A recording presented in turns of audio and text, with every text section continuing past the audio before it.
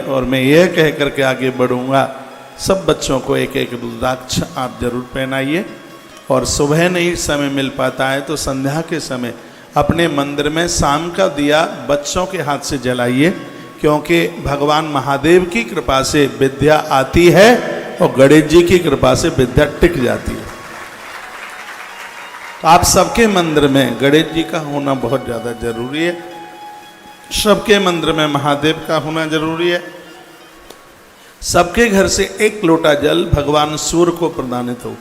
भगवान सूर्य को जल चढ़ाया जाता है, बुद्धि के देवता हैं। जल चढ़ाने के बाद उन्हें प्रणाम करें। और सूर्य साधारण नहीं है, हनुमान जी के भी गुरु जी हैं।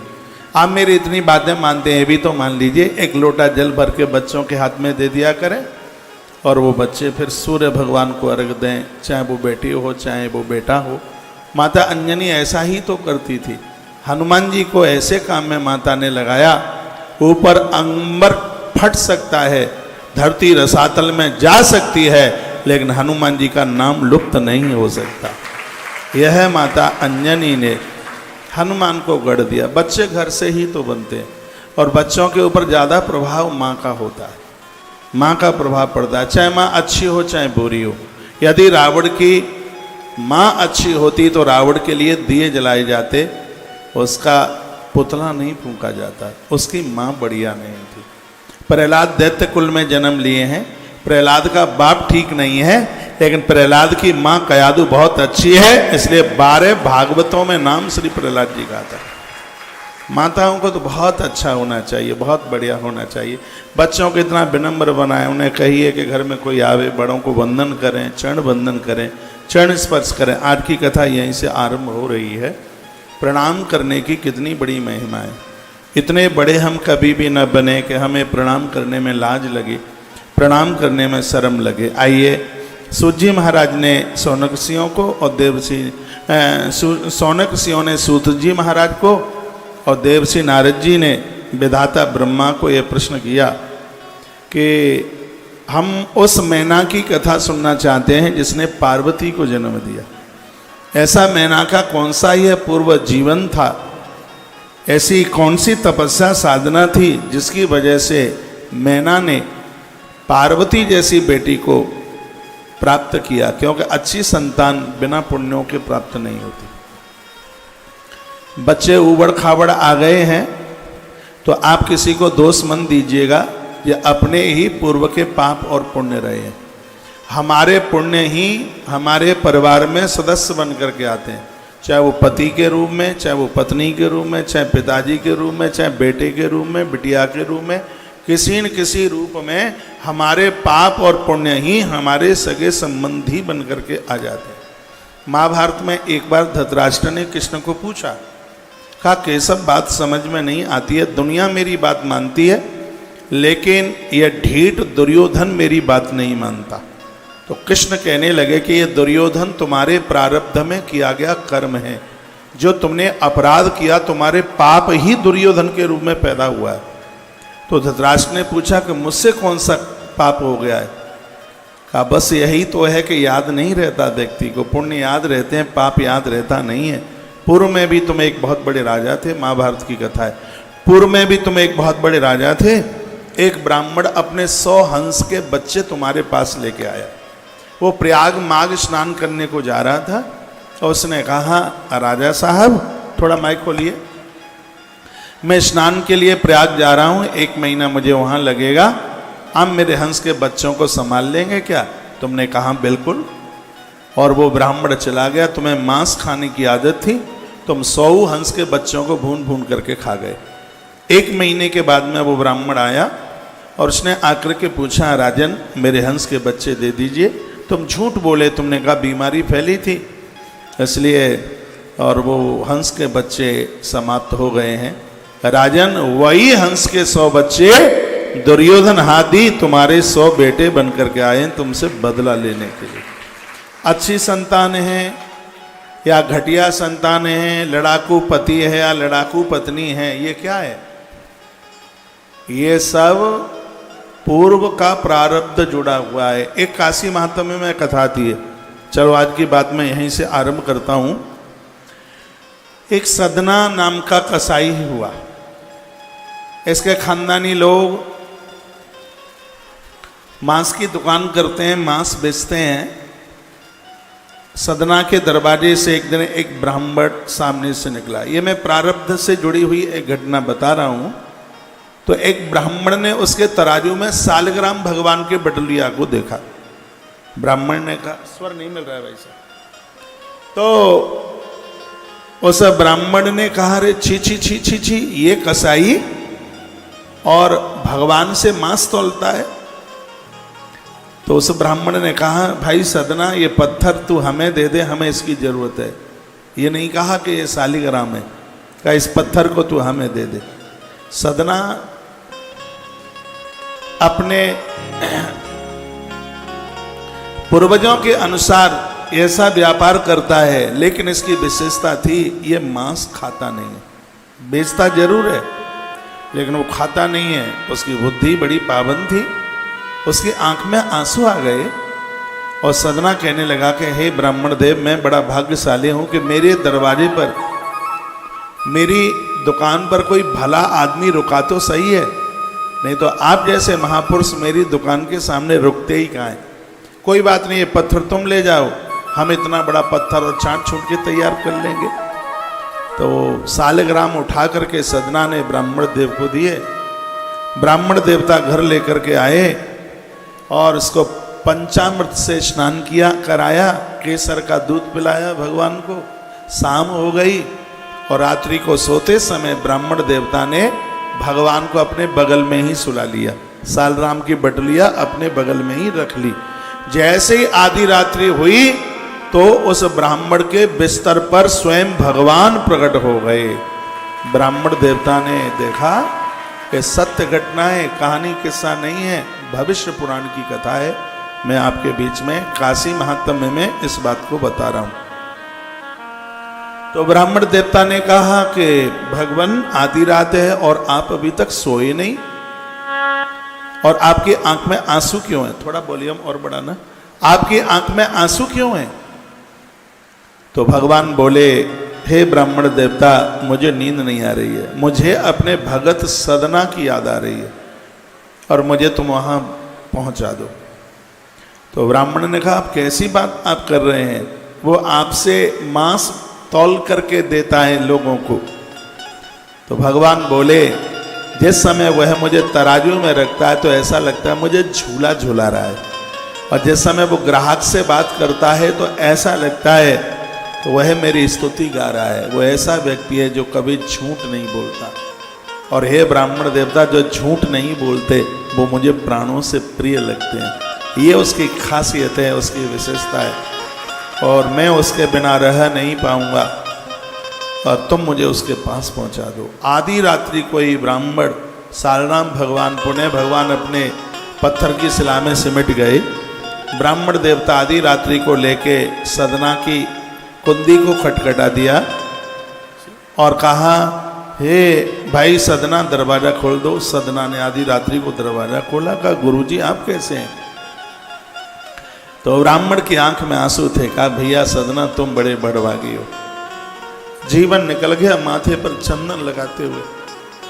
मैंने इतनी तीर्थ यात्राएं करी, हर रोज मैंने यज्ञ किया, मैंने भगवान का पूजन किया, मुझे भगवान ने दर्शन नहीं दिए, लेकिन आज आधी रात्रि को मुझे भगवान का दर्शन हुआ है। सदना, तुम्हारे माध्यम से तुम कितने बड़भागी हो।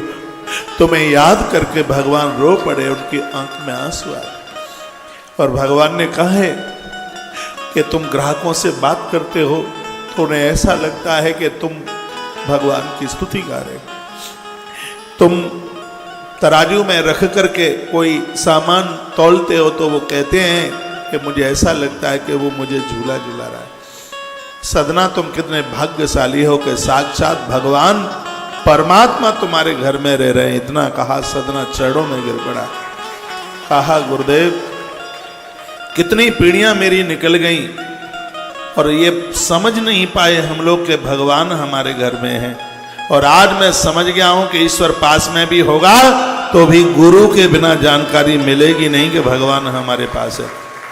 यह जानकारी आपने दी है, तो अब हम किसका कारोबार करेंगे, हम किसकी दुकान करेंगे, और मैं नहीं रुकूंगा। और उसी समय सदना आधी रात्रि को द्वारका के लिए प्रस्थान कर गया। गले में उसने एक झोली डाली और उसमें सालिग्राम भगवान को बिठाया। आधी रात्रि को निकल पड़ा, का अब नहीं रुकना है, अब तो भगवान के चरणों में द्वारका में ही अपना बचा खुचा जीवन निकालूंगा। पैदल यात्रा थी, कई दिन हो गए थे, चुटकुला नहीं है, कथा है। कई दिन हो गए थे चलते चलते, भोजन मिला नहीं था। एक गांव से निकले, कोई बड़ा धार्मिक व्यक्ति दरवाजे पर खड़ा हुआ था। उसने सदना को देखा, कहा भैया ऐसा लगता है कि तुम थके हुए हो, रात हो गई है। पहले के समय में कोई अतिथि दरवाजे पर रुक जाता था तो लोगों को बड़ी खुशी होती थी, भारी प्रशंसा हो, बहुत प्रसन्नता होती थी। आसपास के गांव के लोग भी आ जाते थे, अरे उनके दरवाजे पर आगंतुक अतिथि रुका है। रात को 10-10 बजे तक आग जलाकर, हमारे गांवों में जहां उसको आग जला देते हैं, 4-6 लोग बैठते हैं, उसको आघाना बोलते। रात्रि को 10-10 बजे तक अग्नि जलती रहती, 5-7 लोग ऐसे वहां बैठ जाते।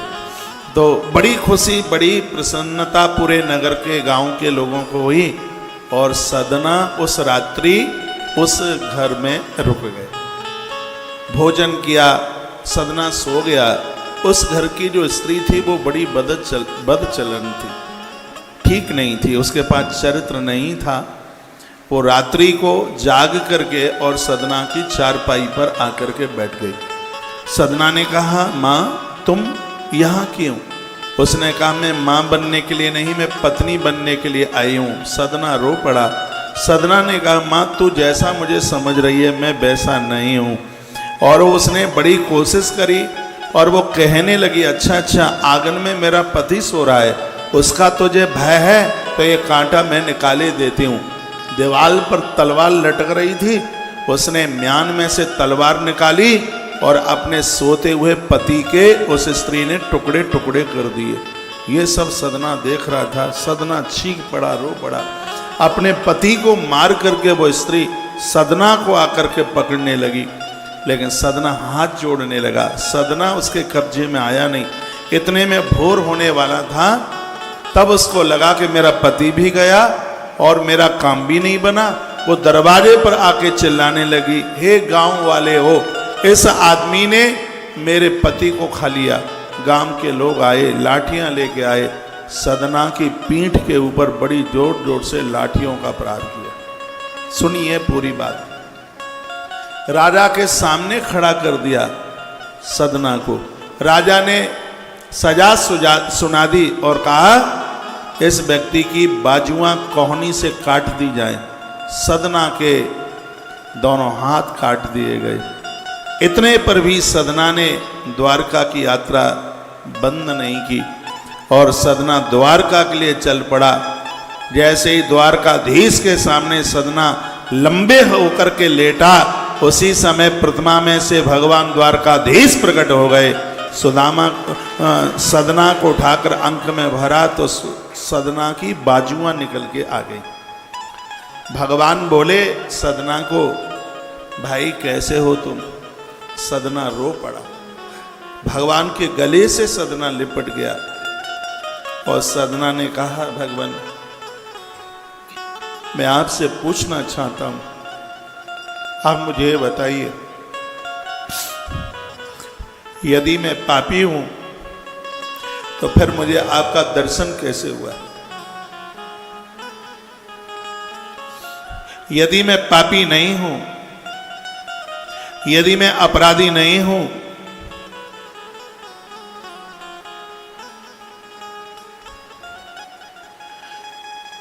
तो फिर मेरी बाजुआं क्यों काटी गई?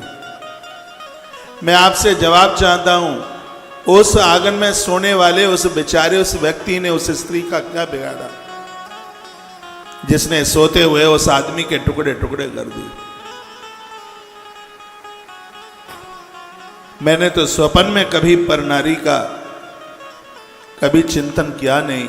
मेरी ऐसी कौन सी गलती थी? मेरे साथ में इतना बड़ा न्याय हुआ और मेरी बाजुआं कोहनी से काट दी गई। मैं आपसे पूछना चाहता हूं प्रभु, आपको जवाब देना पड़ेगा। तो भगवान क्या बोले? भगवान कहने लगे, सदना बिना अपराध के तो पाँव में कांटा भी नहीं लगता, बाजुआ तो कटना बहुत बड़ी बात है। प्रभु बोले, सदना तुमने पूछा है कि उस आदमी ने क्या बिगाड़ा? तो सुनो सदना, पूर्व जन्म में तुम एक विद्वान ब्राह्मण थे, बहुत विद्वता थी तुम्हारे पास और तुम काशी में रहते थे। एक दिन की बात थी, एक कसाई गैया का पीछा करता हुआ जा रहा था, सामने से तुम आ रहे थे और उस कसाई ने तुमसे कहा कि ब्राह्मण देवता थोड़ा इस गैया को पकड़िए। तुमने अपने हाथों से उस गाय को पकड़ा। इतने में वो कसाई आया और कसाई ने तलवार निकाली और गैया की गर्दन काट दी। सदना, इसलिए वो गैया बनी आके स्त्री और वो कसाई बना उसका आके पति। उसने उसकी गर्दन उड़ाई तो उसने उसकी गर्दन उड़ाई। देर हो सकती है लेकिन प्रकृति में अंधेर नहीं हो सकती। तुमने कहा मेरी बाजुआं क्यों काट दी गई? तो तुमने अपने हाथों से अपराध किया, उस गैया को पकड़ा, इसलिए तुम्हें उस पाप का भुगतान भोगना पड़ा और तुम्हारी बाजुआं काट दी गई। तुमने पूछा तो मेरे दर्शन कैसे हो गए? तो सदना, तुम काशी में रहते थे और जिसको तीर्थ का वास मिलता है उसे ईश्वर का दर्शन हो ही जाता है। इतनी सी कथा हमने आपके बीच में रखी है, तो ये इस बात के लिए प्रतीकात्मक है। आपको अच्छा परिवार, माइक 3rd क्लास में,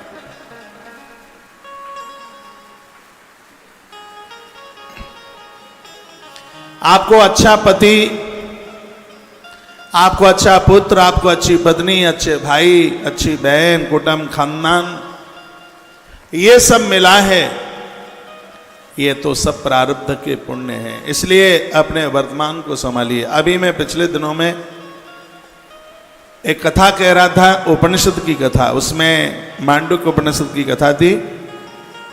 तो उसमें मैंने एक बात का निवेदन किया था, इतने सत्कर्म करो कि प्रारब्ध का यदि अपराध भी है तो अपराधों की दीवार तुम्हारे पुण्य रूपी वृक्ष के द्वारा धराशायी हो जाए। और ऐसा टूटा हुआ पेड़ कभी खड़ा नहीं होता, और आपके पुण्य रूपी वृक्ष जब पाप की दीवार के ऊपर गिरेंगे तो अपराध खड़े नहीं हो पाएंगे। इसलिए आज से महापुराण की कथा से मैं आप सबको विनम्र रूप से निवेदन करना चाहूँगा, आप अपने कार्य में कितने भी व्यस्त क्यों ना हो, ये सब चालू नहीं है, क्या बात है, कुछ ऐसा ही चल रहा है, हाँ? सिराधे, थोड़ा बेस छोड़िए। बोलिए शंकर भगवान की जय हो, बांके बिहारी लाल की जय हो, श्री हनुमान जी महाराज की जय हो, जय जय श्री राधे श्री राधेश्याम। एक बात का ध्यान रखिएगा, यदि हमने गलत भाव से किसी को छुआ इसका दंड मिलेगा, बच नहीं पाएंगे। यदि हम किसी के लिए गलत बोले हैं तो इसका दंड मिलेगा, हम बच नहीं पाएंगे। हमने किसी को व्यसनी बनाया है तो उसका दंड हमें भोगना पड़ेगा, हम बच नहीं पाएंगे।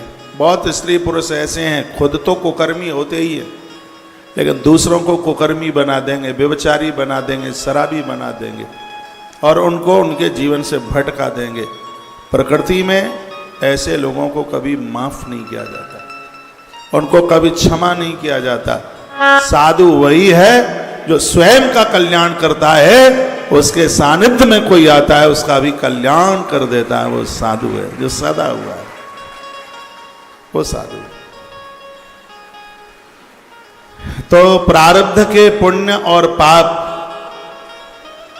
और उसका भुगतान हम लोग भोगते हैं। तो आपके पास अच्छी संतान है या घटिया संतान है, ये प्रारब्ध के पूर्व के परिणाम है। इसी संदर्भ में एक बड़ी सुंदर कथा सुनाई जा रही है। कभी कभी देखने को मिलता है विकलांग बच्चे पैदा हो जाते हैं और बड़ा मुश्किल होता है। अब अपना बच्चा है ये भी तो नहीं कह सकते, ज़्यादा कष्ट में है तो ये भी मुंह से नहीं निकलता कि भगवान अब तो इसको अपने पास बुला ले, क्योंकि अपने तो सिर का जुआ भी बड़ा प्यारा लगता है। लेकिन कभी कभी आप देखते हैं कि घर में एक ऐसा असाध्य रोगी, वो पत्नी भी हो सकती है, वो बेटा भी हो सकता है, पति भी हो सकता है, कोई और भी हो सकता है वो, और उसमें बड़े हमें स्वयं को कष्ट भोगना पड़ता है। आदमी अपना हिसाब चुकता करने के लिए आता है। एक आगरा की मैं प्रत्यक्ष कथा आपको सुना रहा हूँ। टाइम तो हो गया इस बात को, लगभग 2003 की ये चर्चा है, 20 साल हो गई हैं। मेरे वहाँ कोई कथा हुई होगी तो एक सज्जन मुझे सुना रहे थे। उन्होंने कहा, महाराज जी मेरे कोई संतान नहीं थी, 18 साल मेरे विवाह को हो गए थे। एक दिन की बात थी, मैं साइकिल से कहीं जा रहा था, मैंने खरगोश के बच्चे को देखा। साइकिल मैंने रखी और मैंने उस खरगोश के बच्चे को पकड़ने की कोशिश करी। खरगोश का बच्चा मैंने पकड़ लिया और मेरे हाथ से छूट गया। इतने में कुत्ता आया और उसने उसके ऊपर वार कर दिया और वो अधोमृत हो गया, अधमरा हो गया। वो ये मेरी वजह से हुआ। मैं उसको घर ले आया, मैंने उसको खूब बचाने की कोशिश करी, लेकिन 22वें दिन उसने अपने प्राण छोड़ दिए। क्या बताऊं, डॉक्टर्स लोगों ने ये कहा था कि तुम्हारे यहाँ संतान कभी नहीं होगी, तुम्हें ऐसी ऐसी दिक्कत परेशानी है। लेकिन आश्चर्य उस समय हो गया कि मेरे घर में एक बच्चे का जन्म हुआ। खुशी बहुत भारी थी, 18 साल के बाद में संतान हुई। मैं बड़ा प्रसन्नचित्त हुआ, मैं बड़ा हर्षित हुआ। लेकिन जो बच्चा 1.5-2 साल का हुआ तो अचानक बच्चा बीमार हो गया और उसने हॉस्पिटल का भी नाम बताया। कहा मैं उसे उस हॉस्पिटल में लेके गया। महाराज जी 1.5 बीघा खेत था मेरे पास, वो बिक गया, पूरा पैसा लग गया। आईसीयू में उसको रखा गया था, कोई मूवमेंट कोई ऐसा लग नहीं रहा था कि ये बच जाएगा, स्थिति ऐसी थी। और 22वां दिन था, अचानक नर्स मुझे आकर के बोली कि तुम्हारा जो बच्चा है कुछ मूवमेंट कर रहा है, कुछ हिल रहा है, एक बार तुम आकर के देख लो। मैं वहाँ गया।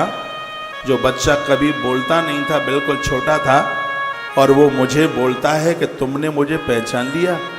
मैं भयभीत हो गया, मैं डर गया जब उसने स्पष्ट ये कहा कि तुमने मुझे पहचान लिया। मैं वही खरगोश का बच्चा हूँ, तुम्हारी वजह से मैं 22 दिन परेशान रहा, मेरा तुम्हारा हिसाब चुकता हो गया और मैं जा रहा हूँ। ये कहकर उसने अपने प्राण छोड़ दिए। ये सत्य घटना है। ऐसी बहुत घटनाएं घटी हैं जहाँ जीव व्यक्ति से अपना बदला लेने के लिए आता है। आप पत्नी के साथ घटिया व्यवहार करेंगे, पति के साथ घटिया व्यवहार करेंगे, माता पिता के साथ घटिया व्यवहार करेंगे, बच्चों के साथ घटिया व्यवहार करेंगे, भाई के साथ घटिया व्यवहार करेंगे, समाज के साथ घटिया व्यवहार करेंगे, तो यह चुकता करना पड़ेगा। देर हो सकती है, अंधेर नहीं होगा। इसलिए मनुष्य जीवन पहले तो मिलना ही बड़ा मुश्किल है, और मनुष्य जीवन मिल गया है तो इसको साध करके जीना बड़ा कठिन है इसको तो। क्योंकि मनुष्य में इतनी ताकत है कि वो देवता बनने की ताकत रखता है। मनुष्य में इतनी सामर्थ्य है, सूर्य से ज्यादा तो इसके पास प्रकाश है। यह जीवन बहुत फूंक फूंक करके पाम रखने की आवश्यकता है। बच्चे बड़े हो गए हैं, काम धाम संभाल लिया है उन्होंने। कल हम गाड़ी में बड़ी चर्चा करते रहे, 2 लोगों की चर्चा कल हमने, और ये मैं नंबर बनाने के लिए नहीं बोल रहा हूँ, 2 लोगों की चर्चा हमने गाड़ी में करी। एक तो पूना के श्री दुबे जी परिवार, दुबे जी पूना से हैं। पिछले साल में उनके यहाँ एक रात्रि के लिए रुका था, तो घर का वातावरण तो पता लगता ही है। 5-4 घंटा भगवान की पूजा में लगाना। एक बच्चा उनका आज तक चैनल में है, दूसरा कहीं विदेश में है।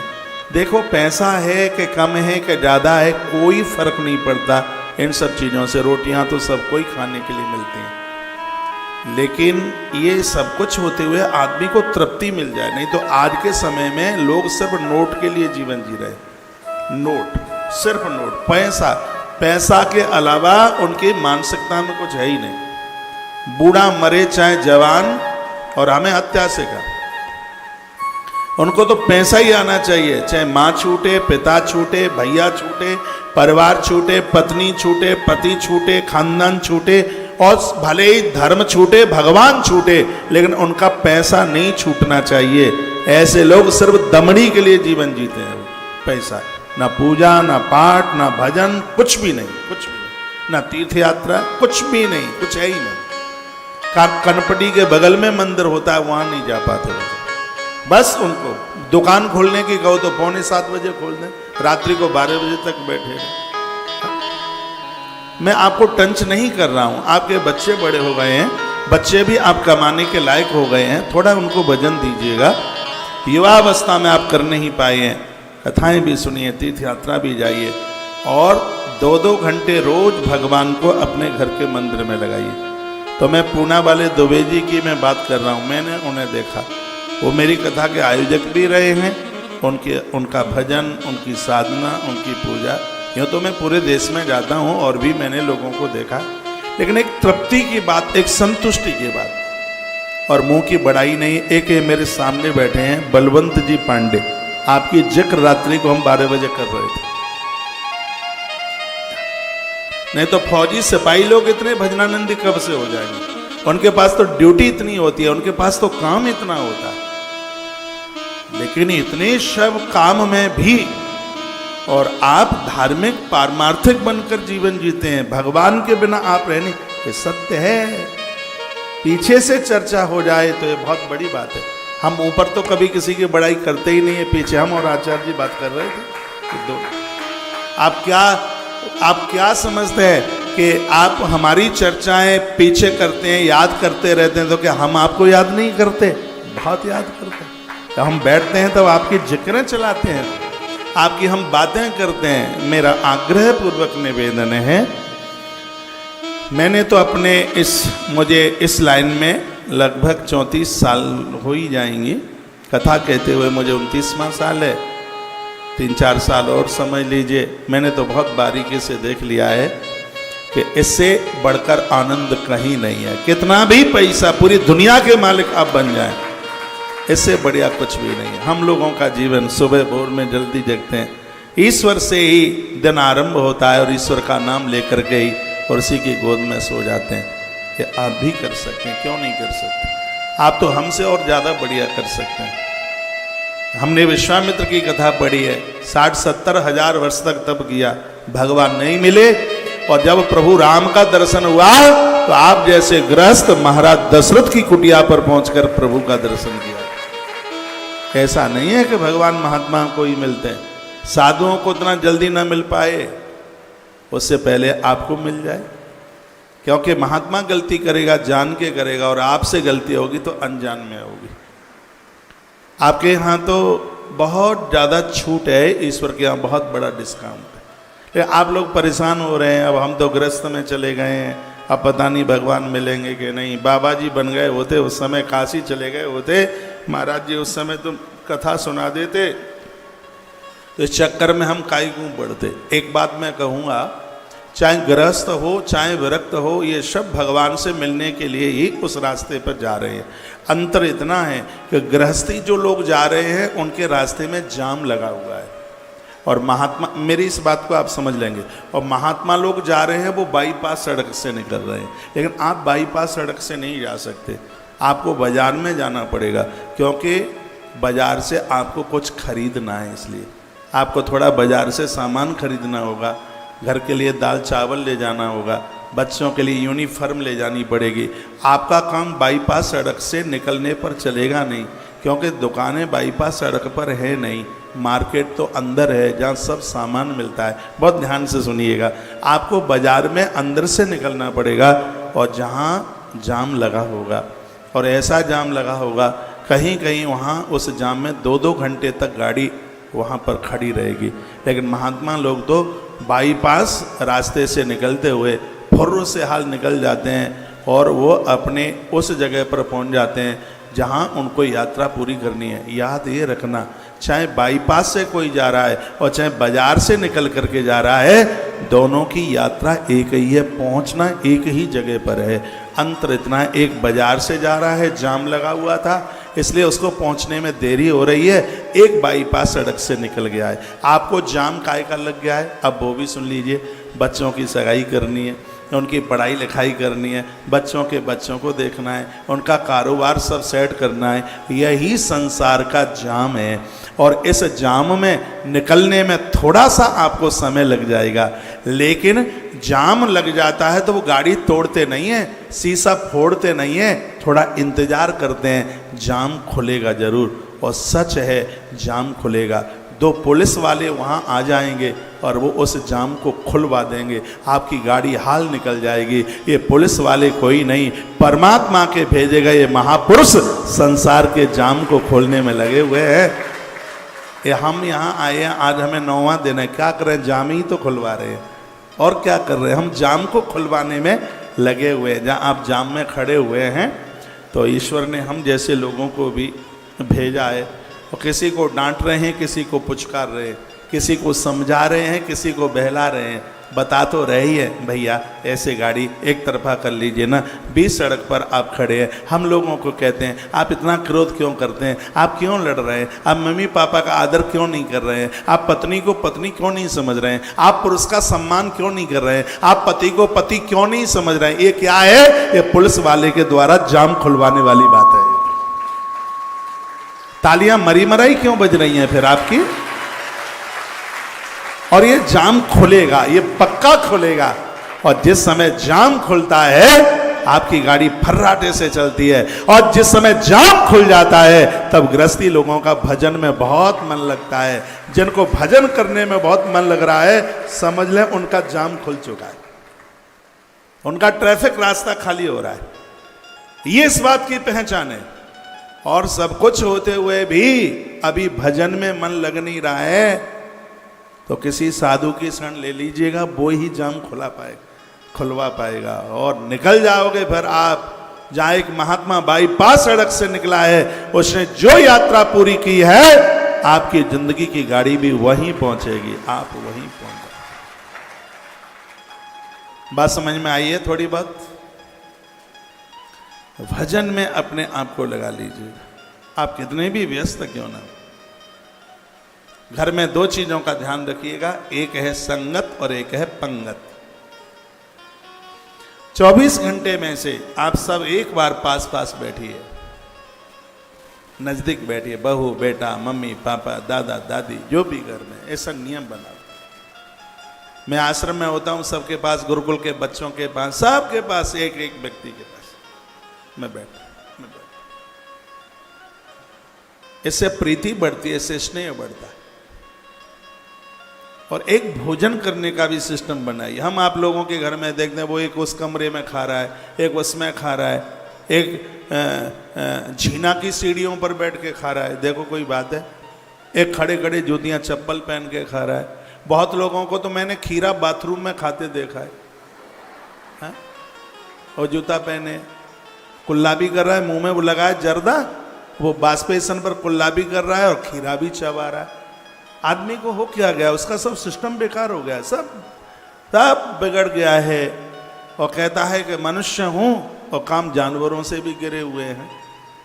अपना संगत अपनी पंगत। थोड़ा पूजा में, आरती में, आपको पता है जो आरती में खड़ा होता है देवता उसे प्रणाम करते हैं, जो आरती में बैठा रहता है वो कुतरा बनता है, अगले जन्म में कुत्ता। कभी किसी मंदिर में आरती होती है तो वहाँ 10, 20, 50 कुत्ते मुंह ऊपर करके रोते रहते हैं। कभी भी आप देखना, मंदिर में जैसी आरती होगी तो उधर घंटा बज रहा होगा और कुत्ता ऊपर मुंह करके रो रहा होगा। वो क्यों रोता है? वो प्रायश्चित करता है, कहता है प्रभु पहले आपकी आरती हो रही थी, मैं खड़ा नहीं हुआ, प्रणाम ये मिला है कि मैं कुत्ता बन करके पैदा हुआ हूँ, मैं माफी मांगता हूँ, प्रायश्चित करता हूँ, मुझे माफ कर दीजिए, द्वारा से मुझे मनुष्य जीवन दे दीजिए। गली मोहल्ले में, मंदिरों में आरतियां होती रहती हैं, लोग खड़े नहीं होते हैं। हमारा आपका जो धर्म है, ऐसा धर्म कोई हुआ नहीं है, ऐसा धर्म। हम तो वृक्षों को भी प्रणाम करने वाले लोग हैं। तो कथा ये जिक्र करती है, आपका बेटा झुकता नहीं है, विनम्र नहीं है, मठ मंदिर नहीं जाता है, ये दोष मेरा नहीं है, दोष आपका है। अब फिर काय के मम्मी पापा हैं? छोटे बच्चों को आप, छोटे छोटे बच्चे हैं, इनको कैसे कह दादा दादी चाची, अम्मा ये सब सिखा देते हो तो बच्चों को सीताराम राधे श्याम करना भी सिखाइए। एक ब्राह्मण हुए मंडन मिश्र, शंकराचार्य जी के सामने जिनका शास्त्रार्थ हुआ था, उनके यहाँ पर 2 तोते पले हुए थे, पिंजड़े में 2 तोते रहते थे। वो स्वस्ति वाचन बोलते थे, वो भद्र सूक्त बोलते थे। वेद में एक भद्र सूक्त है, आनो भद्रा, ये मंडन मिश्र के तोते बोलते थे। और ऐसा बताते हैं कि मंडन मिश्र के उन तोतों की आवाज सुनने के लिए, वेद के मंत्र सुनने के लिए स्वयं शंकराचार्य बनकर के उनके घर पर पधारे थे। आप अपने बच्चों को जो सिखा दोगे बच्चे वही सीख जाएंगे। ये प्रसंग मैं आगे के लिए लेके चल रहा हूं। पूछा गया मैना के पास में ऐसा कौन सा पुण्य था जिसकी वजह से उसके यहां स्वयं भगवती जगदम्बा पार्वती बन के आई। तो अच्छी संतान ये पुण्यों का परिणाम है। घटिया औलाद कोई न कोई पाप हुआ है। वेदाता ब्रह्मा नारद जी को सुना रहे हैं और कहते हैं कि एक दिन की बात थी, पितरों की 3 कन्याएं थी, मैना नामनी सुताम ज्येष्ठा मध्या धन्या कलावती। अध्याय नंबर 2 रुद्र संहिता पार्वती खंड, अध्याय नंबर 2 और श्लोक नंबर 7। मैना नामनी सुताम ज्येष्ठा मध्या धन्या कलावती अंत्या एता सुता सर्वा पितृणाम मानसोद्भवा। पितरों की 3 बेटियां थीं जिसका नाम है मैना, मेनका, और मध्य वाली थी जिसका नाम था धन्या, और तीसरे नंबर की थी जिसका नाम था कलावती। ये तीनों के तीनों एक बार श्वेत द्वीप में भगवान नारायण का दर्शन करने के लिए गए। झुकी नहीं, बस ऐसे लठ की तरह खड़ी रही। इतने पर वहां ऋषि आए, महात्मा आए, सनत कुमारों का आगमन हुआ। महात्माओं को प्रणाम करने से भैया पुण्य बढ़ते हैं, गुरुजनों को प्रणाम करने से पुण्य बढ़ते हैं, भाग्य, एक नए भाग्य का सृजन होता है। लेकिन इन्होंने तो साधुओं को भी प्रणाम नहीं किया, तो महात्मा तो इतने कुपित हो गए, शीघ्र ही श्राप दे दिया कि अब तुम देवलोक में, पितृलोक में रहने के लायक नहीं हो, जाइए तुम्हारा मृत्यु लोक में जन्म हो जाए, क्योंकि मृत्यु लोक तो कष्ट भोगने के लिए, तुम्हारा मृत्यु लोक में जन्म हो जावे, ये श्राप दे दिया। ये कथा तो प्रसंग में आपको आगे सुनाऊंगा ही, उससे पूर्व में मैं निवेदन कर दूं, इतने बड़े मत बनना कि झुकने में लाज लगे।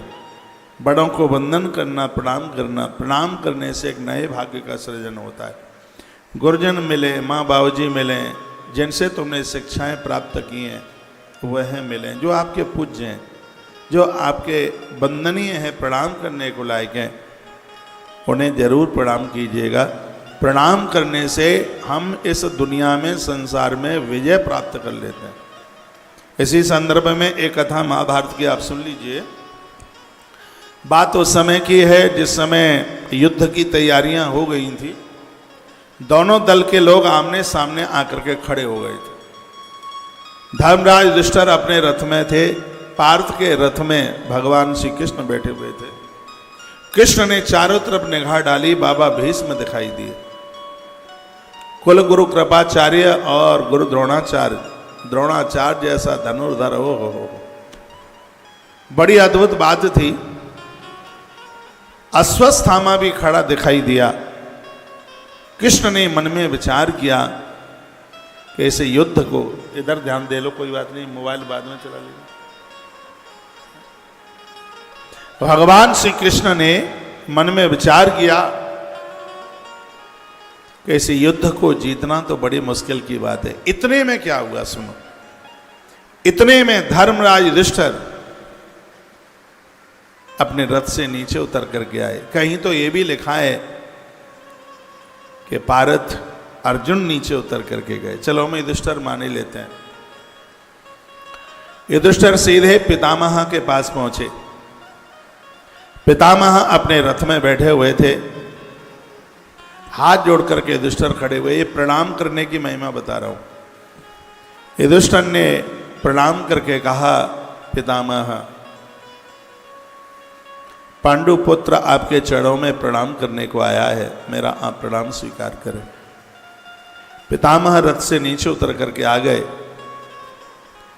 युधिष्ठिर को उठाया, अंक में भरा, अंक में लगाया और कहा, वत्स विजयी भव, मुझे पता था कि तुम आओगे, यदि तुम ना आते तो तुम्हें पराजय का मैं श्राप भी दे देता।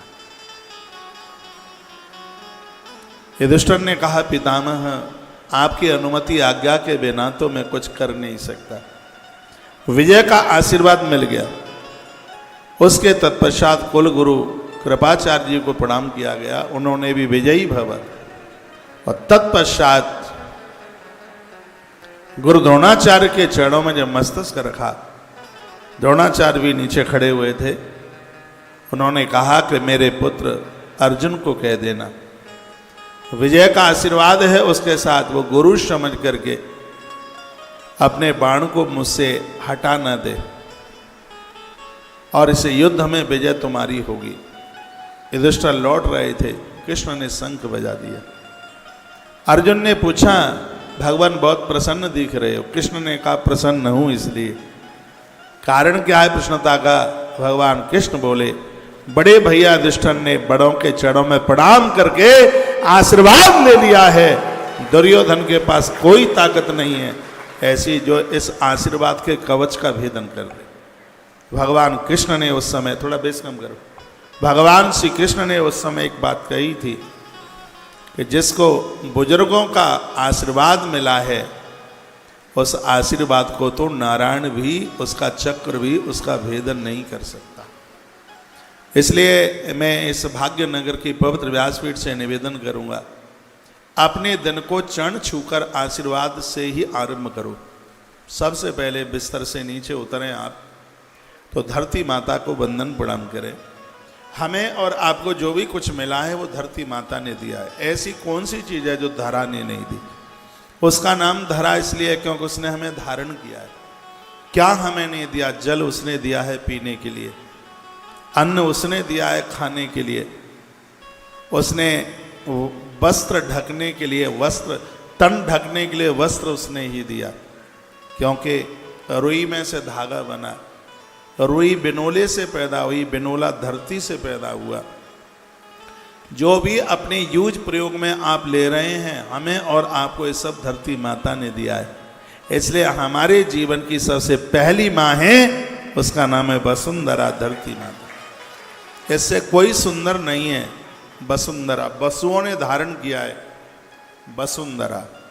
हमारी और आपकी बहुत माताएं, गैया मैया है, जन्म देने वाली मैया है, मौसी मैया है, दादी मैया है, राजा की पत्नी मैया है, और भी बहुत मैया बताई गई हैं, लेकिन धरती माता हमारी और आपकी मैया है। इसको माँ मानकर रोज इसको वंदन करो, रोज प्रणाम करो। सब्जी में नमक मिर्च कम हो जाता है, बच्चे थाल पटक देते हैं, लेकिन ये सीधी सादी वसुंधरा है, धरती माता है, ये कुपित नहीं होती। यदि ये रूठ जाए तो सबकी अच्युतम केशवम एक साथ कर दे, लेकिन इसके पास धैर्य है। इसलिए ये धैर्य है, धरती माता का एक नाम है धैर्य। आपके घर में कोई बेटी का जन्म हो तो उसका नाम धैर्य रख देना। कुछ नाम बता देता हूँ। उसका नाम सुकृति रख देना, उसका नाम धैर्य रख देना, उसका नाम उद्भवी रख देना, उसका नाम जहानवी रख देना। और राधा रानी का एक नाम है मनमोहिनी। आपने मनमोहन बहुत सुने हैं, बेटी का नाम मनमोहिनी रख देना। ये नाम हमें हमारे शास्त्रों में मिलते हैं। धरती माता का नाम है धैर्य, इसे वंदन करें। मेरे गुरुजी एक बात कहते हैं, जो प्रातः जाकर धरती माता को मत्था टेक के प्रणाम करते हैं, कुबेर का भंडार खाली हो सकता है पर आपके बटुए में कमी नहीं आएगी। चाहे आप तीसरी चौथी मंजिल में क्यों न रुके हैं, उसका संपर्क तो धरती से ही है मंजिलों का, क्योंकि पिलर धरती से खड़े होकर के गए हैं। जो ऊपर की छत पर भी नीचे झुक के प्रणाम करता है तो उसका प्रणाम धरती माँ को ही प्राप्त होता है। आप चाहे नीचे रुके हैं चाहे ऊपर रुके हैं, सुबह जागकर धरती पर मत्था टेक करके धरती माता को प्रणाम कीजिएगा। आपका दिन प्रणाम से आरंभ हो। रात को सोते समय महादेव को प्रणाम जरूर करें, क्योंकि महादेव की कृपा से ही सुबह हम जाग पाएंगे। नहीं तो बहुत लोग रात को सो गए थे, सुबह जाग ही नहीं पाए, उनका अटैक पड़ गया, फोन आया, कहा साइलेंट अटैक पड़ गया, वो बात ही नहीं कर पाए। यह है जीवन, हमारा अंत भगवान महादेव के चरणों में। इसलिए मैं कहता हूँ कि रात्रि को सोते समय रुद्राष्टक का पाठ करके सोया करें। इस पाठ के करने से कलेजा मजबूत होता है, इसके पाठ करने से हार्ट मजबूत होता है। 2-3 पाठ ऐसे हैं जिनका पाठ करने से हार्ट बड़ा मजबूत होता है। एक है श्रीमद् भागवत जी में गोपी गीत, गोपी गीत का पाठ कीजिए। एक है आदित्य हृदय स्तोत्र और एक है रुद्राष्टक, नमामि शमीशान निर्वाण रूपम। मैं रात्रि को सोते समय रोजाना 365 दिन रुद्राष्टक का पाठ करके सोता हूँ। रात्रि को रुद्राष्टक का पाठ करता हूँ, सुबह जागता हूँ तो गोपी गीत का पाठ करता हूँ। भगवान की कृपा से मेरा हार्ट आज भी 19-20 साल के छोकरे की तरह, हार्ट बड़ा मजबूत है, सांस फूलती नहीं है। अभी मैं वैष्णो देवी में कथा कर रहा था, आपने टीवी पर सुना होगा।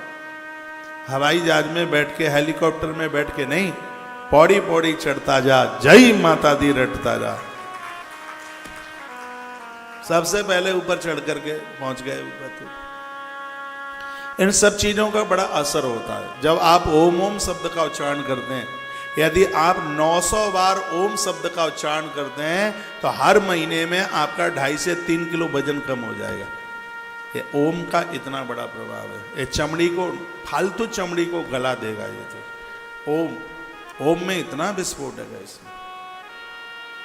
इसमें इतनी सकारात्मक ऊर्जा भरी हुई है। 9 माला रोज कर लें आप तो 900 बार ओम ओम हो जाएगा। गुरु मंत्र से बड़ा कोई मंत्र नहीं होता। और आपके गुरुजनों ने जो आपको मंत्र दिया है उसके ऊपर श्रद्धा रख करके पूरी, और उसका नित्य जप कीजिएगा, रोज कीजिए। जितना ज़्यादा से कम 1 माला तो करें ही, ज़्यादा से ज़्यादा उनसे जितना बने वो उतना करें, लेकिन करें जरूर। इससे मेमोरी तो बढ़ती ही है, इससे अंदर की नकारात्मक सोच है वो बिल्कुल समाप्त हो जाती है। लोगों का स्वभाव बर्फ की तरह ठंडा हो जाता है, मुस्कुराते हुए नजर आते हैं। जितना आपका जप ज्यादा बढ़ेगा उतने ही आप सहज बन जाएंगे, उतने ही आप विनम्र बन जाएंगे, आपके चेहरे पर मुस्कुराहट आएगी। और वैसे भी कहते हैं जब तक जीवन में नहीं है गुरु तब तक जिंदगी नहीं है शुरू। एक कथा मैं आपको बता रहा हूँ। एक बार देवर्षि नारद जी क्षीर सागर में नारायण के यहाँ पहुंचे। गुरु का कितना महत्व है। तो भगवान ने आरती उतारी। नारद जी आए, ब्रह्मा जी के बेटे आए तो उन्होंने आरती उतारी और लक्ष्मी मैया को कहा नारद जी आए, इनके लिए भोजन बनाओ। तो लक्ष्मी मैया ने रसोई बनाई, भोजन बनाया और आसन बिछाया और उनको बिठा करके जिमाया। नारद जी का जब भोजन हो गया, सिराधे, नारद जी का जब भोजन हो गया तो नारद जी विदाई मांग करके जाने लगे। थोड़ा ही निकले सामने गेट के बराबर, इतना ही गए होंगे तो भगवान नारायण ने लक्ष्मी को कहा सुनो, जिस जगह पर नारद जी बैठे ना वो जगह अपवित्र हो गई है, गैया के गोबर से इसको लीप करके शुद्ध करो। ये भगवान बोले। तो ये आवाज नारद जी ने सुन ली, क्योंकि नारद जी अभी ज्यादा दूर तक पहुंचे नहीं थे। 12 पुराण की कथा ये। देखो इतने ग्रंथ पढ़ करके बहुत आनंद आ गया है, ऐसा लग रहा है कि जीवन फूल की तरह खिल गया है। तो नारद जी उसी समय लौट करके आ गए। देवर्षि नारद जी ने कहा भगवान बात समझ में नहीं आई, यदि मैं अपवित्र हूं तो आपने मेरी आरती क्यों उतारी? यदि अपवित्र नहीं हूं तो आप लक्ष्मी जी को बोल रहे हैं कि जगह अपवित्र हो गई है, गैया के गोबर से लीप होगे तब ये पवित्र होगी। ये बात समझ में नहीं आई है, ऐसा क्यों है? तो भगवान ने कहा नारद जी तुम भजन कीर्तन करते हो, ब्रह्मा जी के पुत्र हो, तो आरती तो तुम्हारी उतारी ही जाएगी।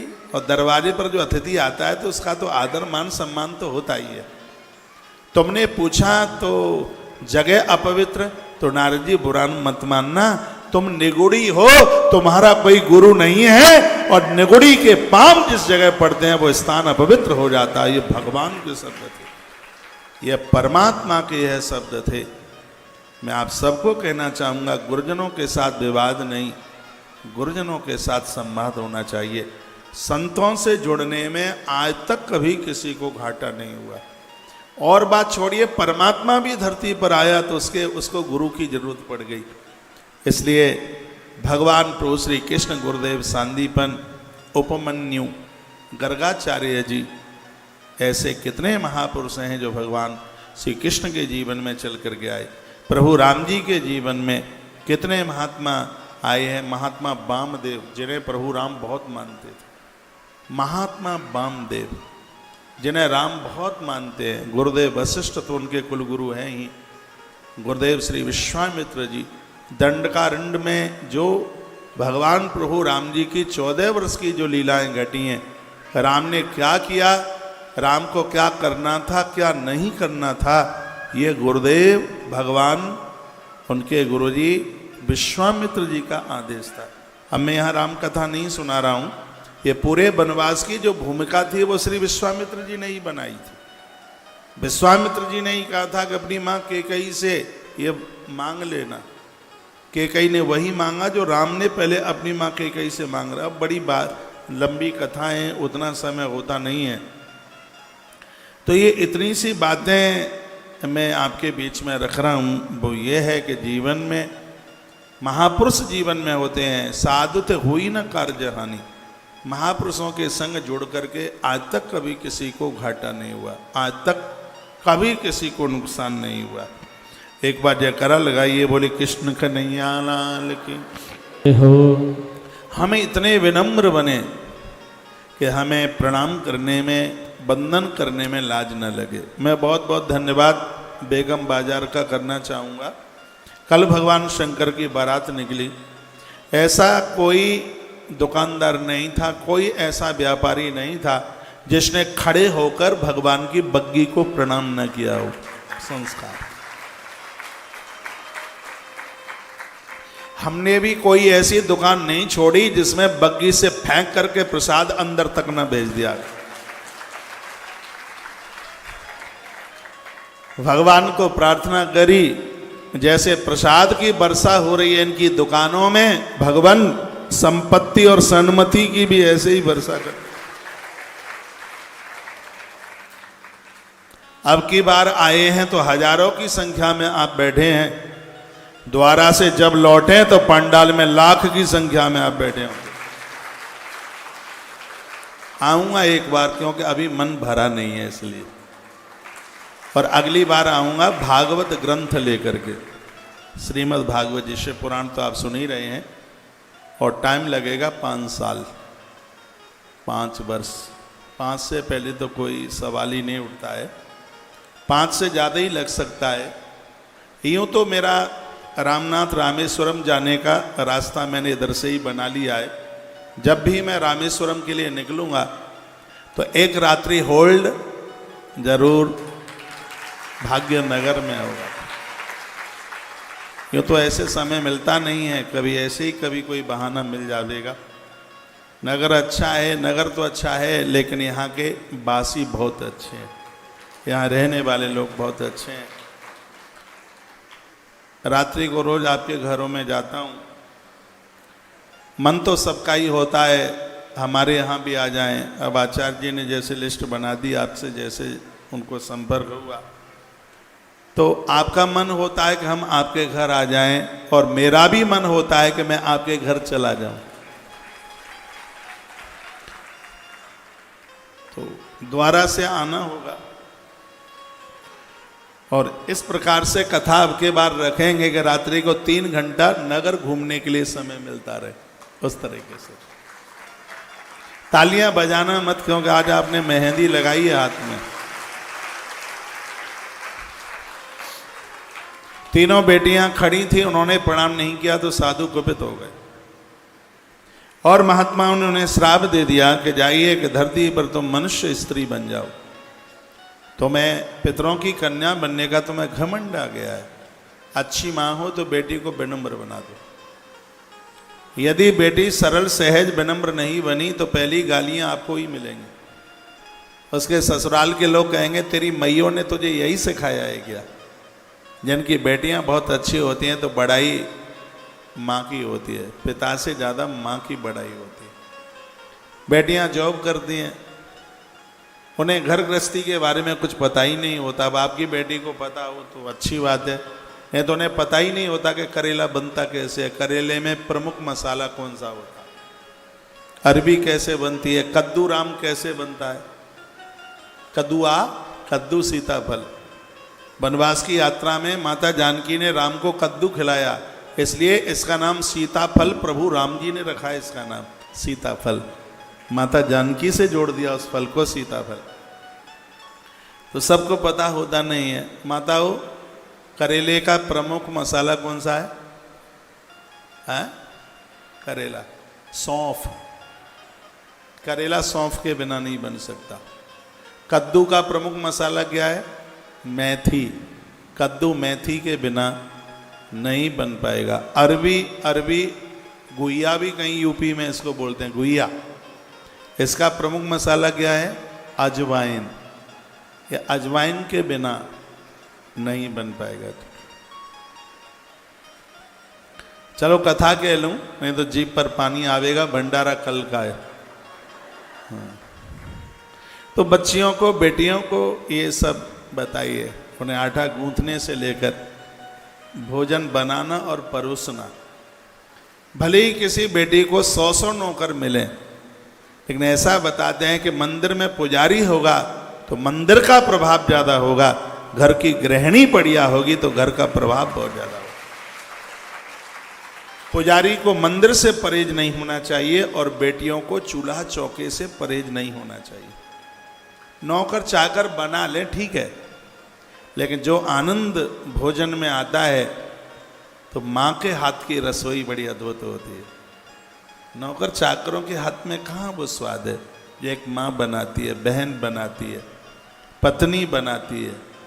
उस समय वो बड़ी श्रद्धा के साथ। नौकर चाकर तो तनख्वाह के लिए, आप श्रद्धा के साथ बनाते थे। जो स्वाद आपके हाथ में है तो कहाँ है?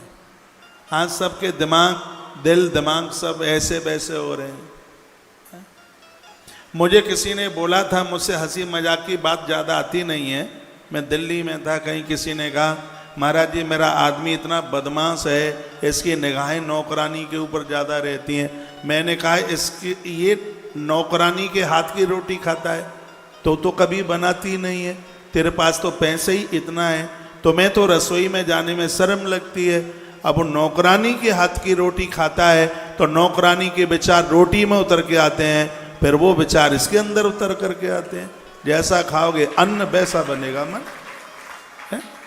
सीधी सी बात है ये। तो घर के काम धाम छोड़ते हुए जा रहे हैं।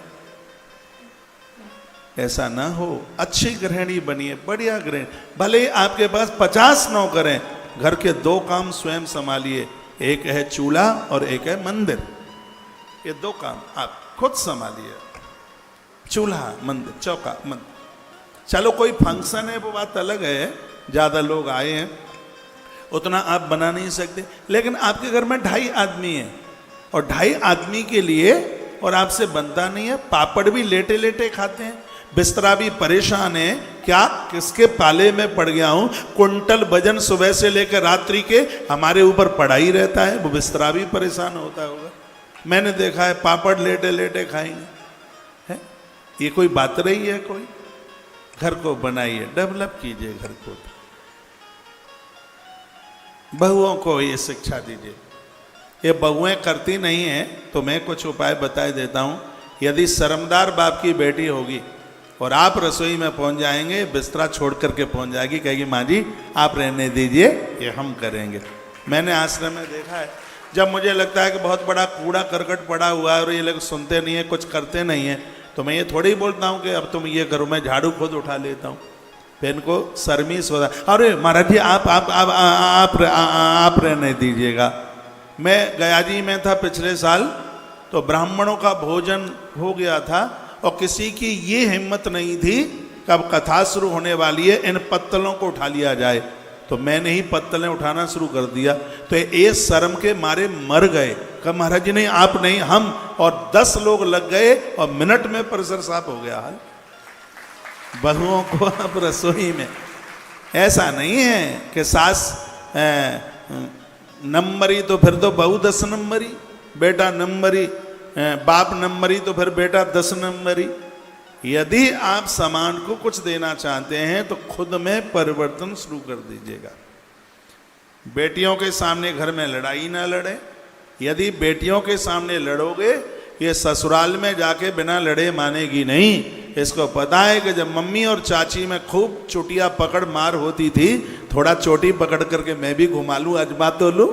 लेकिन जिस घर में देवरानी जेठानी में कभी तूतू में नहीं हुई, ऐसी बेटियां ससुराल में पहुंचती हैं। यदि उन्हें कोई कुछ कह भी देता है तो उनके मुंह में से आवाज नहीं निकलती, वो घूंट पी जाती हैं। ये संस्कार आपको देने होंगे, आप न देगा तो कौन देगा। वही कथा में आ जाइए। एक संभ्रांत परिवार की बेटी थी, पितरों की बेटी थी, झुकी नहीं, प्रणाम नहीं किया। आपके घर में तो ऐसे बच्चे नहीं हैं जो प्रणाम नहीं करते हैं, झुकते नहीं हैं। इन्हें संस्कार दीजिए, इन्हें समझाइए। प्रणाम करते समय जितना आप झुके होंगे, सामने वाला उतना ही आशीर्वाद आपको बहुत विनम्र सहजता के साथ देगा। मत्था टेक करके प्रणाम, झुक करके प्रणाम, आनंद ही कुछ अलग है। प्रणाम किया नहीं था, साधुओं ने श्राप दे दिया तो तीनों रो पड़ी। कहने लगी गुरुदेव गलती हो गई है, क्षमा कर दीजिए। तब गुरुजी ने कहा कि देखिए, अब तुम्हें मृत्यु लोक में तो जन्म लेना ही पड़ेगा। अब तुम अपनी गलती का एहसास कर रहे हैं तो हम ये वरदान तुम्हें दिए देते हैं। उस मेनका को कहा कि जब तुम मृत्यु लोक में जाओगी तो वहाँ तुम्हारा नाम मैना होगा और तुम्हारे यहाँ स्वयं शक्ति परम्बा भगवती चल के आएगी, उसका नाम पार्वती होगा। मैनायास तनया देवी पार्वती जगदम्बिका, स्वयं साक्षात शक्ति होगी और स्वयं भगवती तुम्हारी बेटी बनकर के आएगी और उसका नाम होगा पार्वती। ये बेटियां जो घर में आती हैं, ये क्या लेके आती हैं? अब बेटा क्या लेके आए वो जाने, लेकिन ये बेटियां घर में आती हैं, इतनी खुशियां लेकर के आती हैं कि भगवान को भी लेकर के आती हैं। ग्रंथ तो ये कहता है जब बेटी का विवाह करते हैं, जो आपके दरवाजे पर जो वर आया है वो साक्षात नारायण का रूप है। बेटी बहुत पूज्य है, लेकिन दामाद बेटी से भी ज़्यादा पूज्य। थोड़ी ऐंठ अकड़ तो दामादों को होती है ससुराल में, थोड़ी ऐंठ होती है, अकड़ होती है। दूल्हा बन के गया है, फिर भी वह पूज्य है, वो वंदनीय है। दामाद से पामन छुपाया करो, कभी पुण्य क्षीण हो जाएंगे, पुण्य समाप्त हो जाएंगे। बेटी से भी ज़्यादा पूज्य है। बहुत जगह ऐसी रीति है वो जामाता से पाम छुपाते हैं। हम इनको कहें आप ऐसा क्यों कर रहे हैं? अरे ये तुम्हारा दामाद है, जामाता है, पूज्य है। मंडप के नीचे तुमने इसके चरण पूजे हैं और आप इससे पाम पुजवा रहे हैं। कहते हैं अरे वो तो बेटा है, बेटे से तो पाम छुपा ही लेते हैं। तो मैं भी तो आपका बेटा हूँ, आप मुझसे छुपा लेंगे नीचे उतर के आऊँ? आप नहीं छुपाएंगे, क्योंकि आपने मेरे पाम छुए हैं। इसलिए जिसके तुमने पाम छुए हैं, पाम पूजे हैं, उससे तुम कैसे पाम छुपा सकते हो? तो अपराध बिल्कुल मत कीजिए। भांजे से पाम नहीं छुपाए जाते। भांजा यानी बहन का बेटा, वो बहुत पूज्य है। इसके बिना तो यज्ञ पूरे नहीं होते। ये तुम्हें बहुत मानता है। अपनी मम्मी के नाम में तो एक ही माँ लगाता है, लेकिन तुम्हारे में तो डबल लगाता है। माँ माँ, मामा किसे कहते हैं? मम्मी से भी ज्यादा जिसका लाड मिलता है उसको मामा कहते हैं। वो कंस जैसा मामा, शकुनी जैसा नहीं। हाँ, वो मामा नहीं, मामा बहुत ध्यान रखता है भांजे का। और याद रखना, कभी भी भांजा मामा के चरण नहीं छूता है, मामा भांजे के पाम छूता है। भांजा पूज्य है, वंदनीय है। ये जानकारियां होती हैं, फिर भी लोग मानते नहीं हैं। आजकल तो समझने एक दूसरे के पाम, पता नहीं क्या हो गया, क्या रवैया हो गया है। अभी कहाँ की बात है, तो लड़के की माँ वो बिटिया के माता पिता के चरण छू रही थी। मैंने कहा तुम उल्टी गंगा बहा रहे हो, तुम कितने पूज्य हो? कहा हमारे यहाँ तो ये चलता है। क्या बेटे की माँ बिटिया के माता पिता के पाम छूने की क्या प्रथा है, क्या रीति है? यदि है तो ये बहुत गलत है। वो तो बड़ा बंदनीय है, उसको दक्षिणा दी जाती है, उसको प्रणाम किया जाता है। अरे जो तुम्हारी बेटी की सास है वो कितनी पूज्य है, कितनी बंदनीय है। आज का माहौल ऐसा बन गया है, सबसे ज़्यादा तो गालियाँ उस बेचारी को ही मिलती हैं जो लड़के की माँ है।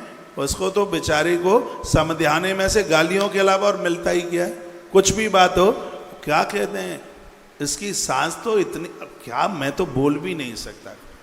सुना ही है मैंने, ये अपने पुण्यों को छीन कर